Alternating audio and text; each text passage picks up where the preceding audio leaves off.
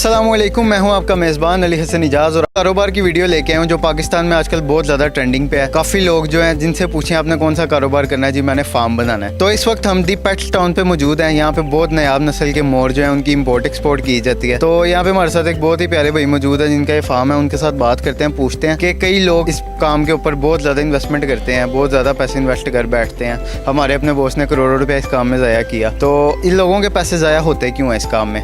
तो चलें इस बात का जवाब उन्हीं से मालूम करते हैं।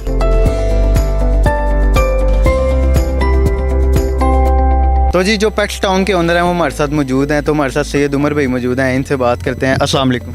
वालेकुम अस्सलाम। कैसे हैं भाईजान, कैसी तबीयत है? अल्हम्दुलिल्लाह। अच्छा, थोड़ा सा अपने फार्म के बारे में बताएं कि कौन से परिंदे, कौन से जानवर हैं जिनके आप इंपोर्ट एक्सपोर्ट का काम करते हैं? इंपोर्ट एक्सपोर्ट हम करते हैं, सिर्फ कॉकटेल हो गए, मोर हो गए। वैसे तो ऑल पेट्स की करते हैं, लेकिन ज़्यादा काम जो है हमारा मोरों की तरफ है। मोर हर एक ब्रीड के होते हैं। पाइड हो गए, एमरेड हो गए, ब्लू शोल्डर हो गया, ब्लैक शोल्डर हो गया, उसके अलावा वाइट हो गए। इसमें जो है वो सारे ही आ जाते हैं। सबसे नया ब्रीड है ग्रीन जावा, इसके अंदर बहुत सी क्वालिटीज़ हैं। अच्छा, तो आपके पास फिलहाल सबसे नायाब कौन सा परिंदा इस वक्त यहाँ पे मौजूद है?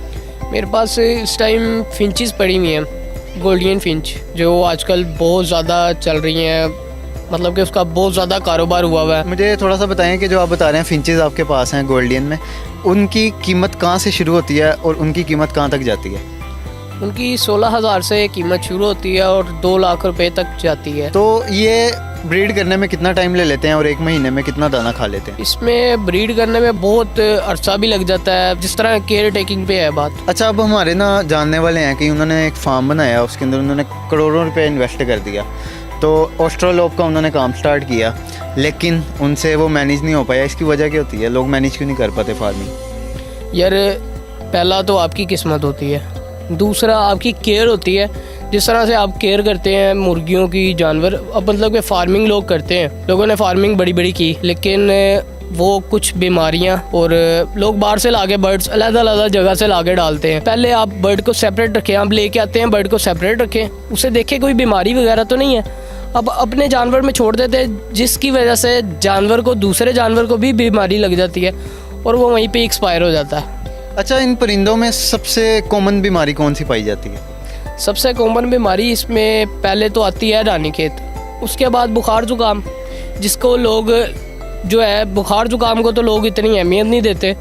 हाँ, रानीखेत का अगर किसी को पता हो तो वो बताते हैं, लेकिन आम बंदे को रानीखेत का नहीं पता होता, जिसकी वजह से उसके बर्ड साथ ही सारे मर जाते हैं। अच्छा, रानीखेत के ऊपर मैंने सुना कि कोई बंदा काबू नहीं आज तक कर पाया। आपके ख्याल में इसका कोई इलाज भी मौजूद है कि नहीं? नहीं, इलाज है। जिस तरह से आप केयर करें ना उसकी, आपको पहले ही वैक्सीन करनी चाहिए। जब बर्ड लेके आते हैं आप थोड़े दिन उसे रखें, उसकी केयर करें। जब वो बीमार नहीं है, आपको पता लग रहा है हाँ इसे बुखार जुकाम नहीं है, अगर बुखार जुकाम है तो उसे दवाई दे के सेट करें पहले। अच्छा, मुझे थोड़ा सा आप अपने बारे में बताएं, आपको कितना अरसा हो गया ये काम करते हुए? कब से शौक पड़ा, कैसे शौक पड़ा, कैसे ख्याल आया कि ये काम किया जाए? मेरे ये बेसिकली वालिद साहब का काम था मोरों का। वो खाली मोरों का शौक रखते थे, फैंसी मुर्गियां रखते थे। तो फिर जो है वहाँ से मुझे शौक चढ़ा। बचपन से ही हम देखते हैं मोर वगैरह और मुर्गियां वगैरह, तो फिर वहाँ से मुझे शौक चढ़ा इनका।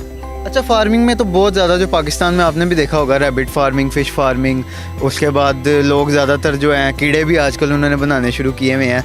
तो आपने वो फील्ड्स क्यों नहीं चूज़ की? आपने ये मोरों की और ये बर्ड्स वगैरह की फील्ड क्यों चूज़ की?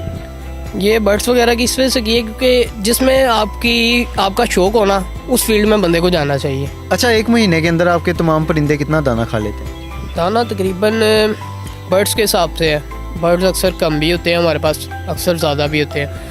आजकल ज़रा कम हुए हैं क्योंकि मौसम चेंज हो रहा है। हम एक्सपोर्ट इम्पोर्ट आजकल बंद की हुई है हमने ना, हम एक्सपोर्ट इम्पोर्ट नहीं कर रहे, जिसकी वजह से। तो सबसे ज़्यादा सीज़न कौन सा होता है इस काम का? सबसे ज़्यादा जिसमें ब्रीड आती हो, जिसमें प्रॉफिट हो? मोरों का जो है वो गर्मी स्टार्ट होते साथ ही, मतलब कि फरवरी से स्टार्ट होता है। अक्सर एग्स लेइंग वगैरह करते हैं, तकरीबन 3 से 4 माह होते हैं इनके गर्मी के, और ये सिर्फ गर्मी में ही ब्रीड करता है। मोर हो गया, फेजेंट हो गया, मुर्गियाँ ज़्यादातर गर्मी में करती हैं। अच्छा, मुझे थोड़ा सा बताएं कि ये बिज़नेस कम से कम कितने पैसों में शुरू हो जाता है और इसकी मंथली अर्निंग क्या आ सकती है? हमारे देखने वाले कई हज़रात हैं जो फार्मिंग का काम करना चाह रहे हैं, उनकी नॉलेज के लिए आपसे ये पूछ रहा हूँ। देखें, आप जितना गुड़ डालेंगे उतना मीठा है, और कम से कम आप 60-70 हज़ार से आप शुरू कर सकते हैं काम।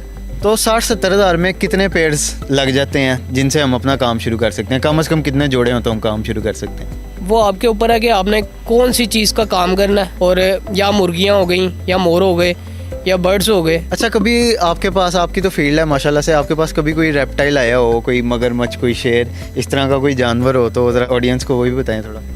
शेर आते हैं हमारे पास अक्सर, जो है वो कोई कस्टमर होता है हमारे पास शेर ख़रीदता है, पहले वो हाफ पेमेंट करते हैं हमें और हम उसे फिर इंपोर्ट करवा के देते हैं शेर ना। हम इंपोर्ट करवाते हैं ये दुबई, अमान वगैरह, ईरान वगैरह इस तरह के इलाकों से। अच्छा, शेर रखने के लिए जो है लाइसेंस वगैरह मैंने सुना लेना पड़ता है, उसके लिए एक प्रॉपर आपको 1 मरले का केज चाहिए होता है जिसमें पूल हो, ये वो, इस पर भी थोड़ा सा बता दें।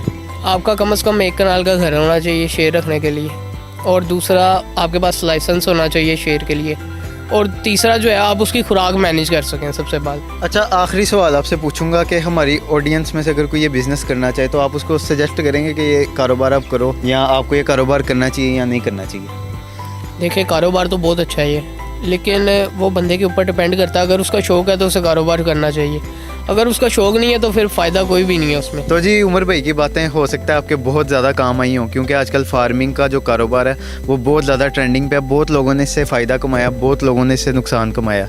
तो उम्मीद करते हैं आपको आज की हमारी वीडियो पसंद आई होगी। अगर आपको हमारी वीडियो पसंद आई हो तो हमारे चैनल को like, share, comment and subscribe तो आप लोगों ने लाजमी करना है। अपने मेज़बान अली हसन इजाज़ को दीजिए इजाज़त। जल्द नई वीडियो के साथ हाजिर होंगे। अल्लाह निगहबान।